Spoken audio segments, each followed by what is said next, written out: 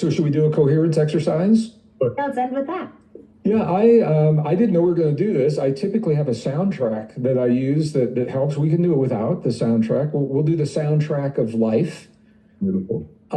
So what I want to begin by saying there is no incorrect way of doing this. There are techniques that we've learned that work with some people almost universally, and so I'm going to share some of those techniques. So there are 3 steps. For anyone who's not familiar with this, 3 steps. It is focus, breath, and feeling. So if you haven't done so already, I'm going to invite everyone to close your eyes and allow your awareness to move from the world around you to the world within you. And we want to begin by focusing on our heart center.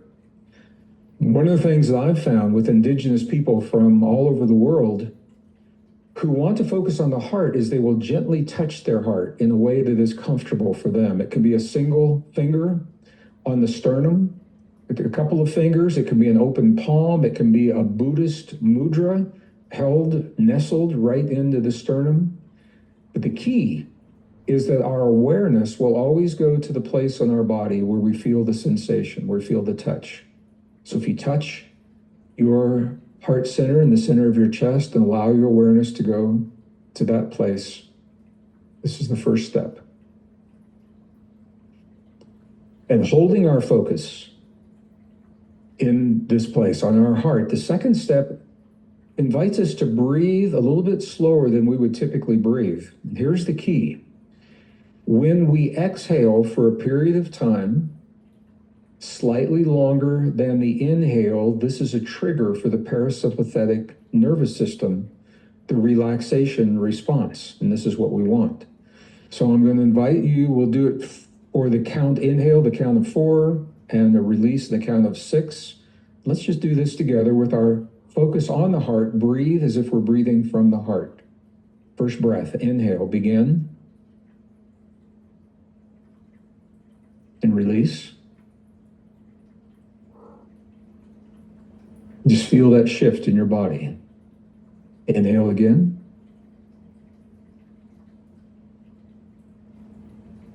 And release.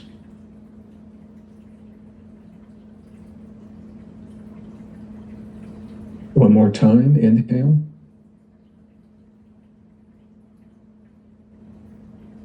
Release your breath. Just allow your body to settle into that rhythm. Again, inhale.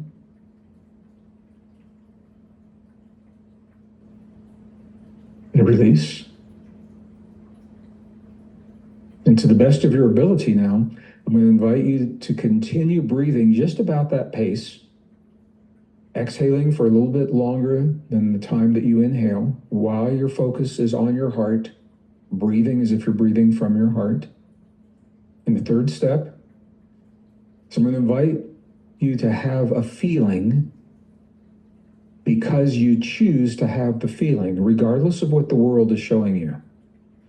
You're the only form of life that can feel on demand because you choose to feel. And in this instance, I'm going to invite you to feel a positive feeling of gratitude for anything or anyone.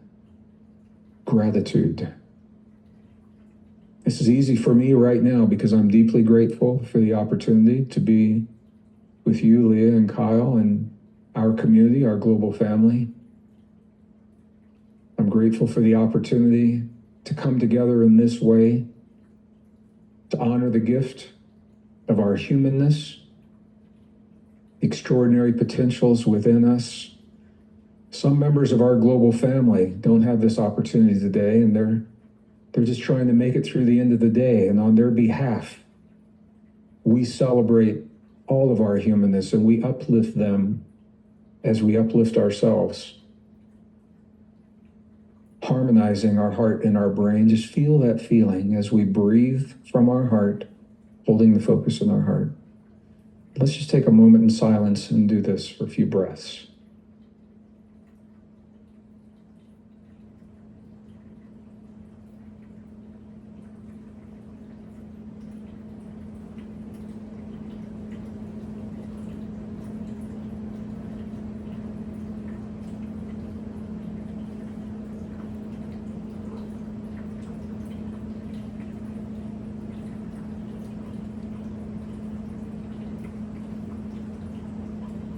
Okay, and with one more inhale, a deep breath.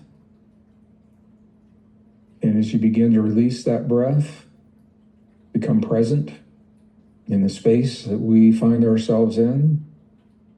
Gently begin to open our eyes. Allow that breath to release. Thank you so much, Gregg. Thank you, Gregg. Yeah, well, thank you for the opportunity. And, you know, I've had people say to me, it's interesting, I've had people say it's too easy, this is too simple, because we're conditioned to think in terms of complexity. But I want our community to know that nature is simple until we make it complex through words, numbers, equations. Nature is very, very simple. And it makes perfect sense to me that we would already have the tools that trigger the cascade of healing in our bodies and that feed the field what it is that we want to experience. It makes perfect sense that we would have these today and that we've always had them from the time the first human appeared on the face of the earth. We can compare our genome today to the genome of our ancestors, and the DNA hasn't changed. They had the extended neural networks. They had everything that we have right now. So we are wired. We are wired for healing. We're wired for peace. We're wired for coherence. And I really appreciate the opportunity to be with you today and to share this. And I'm looking forward to seeing you in May at the Heart Math event. And we will do this with a whole lot of people all over the world.